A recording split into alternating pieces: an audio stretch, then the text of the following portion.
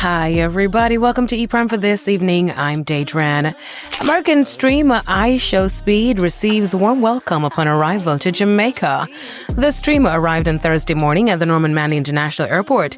He was greeted with a live Junkanoo performance and keepsakes. Now, on the international scene, the original Top Gun is returning to the big screen. AMC says the Tom Cruise classic will be in cinemas nationwide for 1 week starting May 13. That's to mark the franchise's 40th anniversary. AMC says it will also show the 2022 sequel Top Gun Maverick. Paramount confirmed a third film in the franchise is in development, with Cruise expected to return. K-pop superstars BTS were greeted by tens of thousands of ecstatic fans during their visit to Mexico.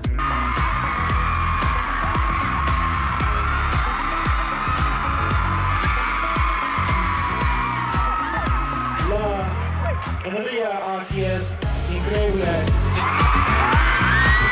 Gracias por acompañarnos tanto. Nos vemos la próxima vez. Adiós.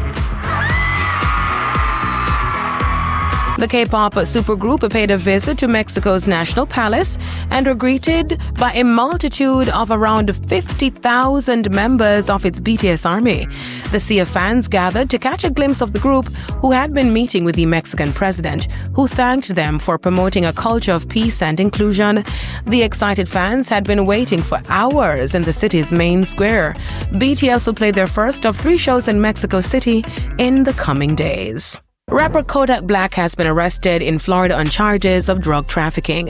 According to sources, on Wednesday, the rapper was booked by the Orange County Corrections Department, where he was charged with trafficking MDMA, the drug often known as Molly or ecstasy.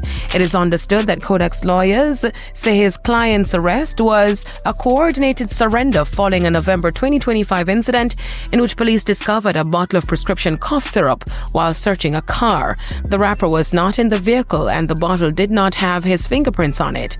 Although he says such evidence was not enough to charge Black with simple drug possession, his lawyer says prosecutors doubled down and filed it as a traffic charge, part of what he claimed is a pattern of aggressive targeting of his client.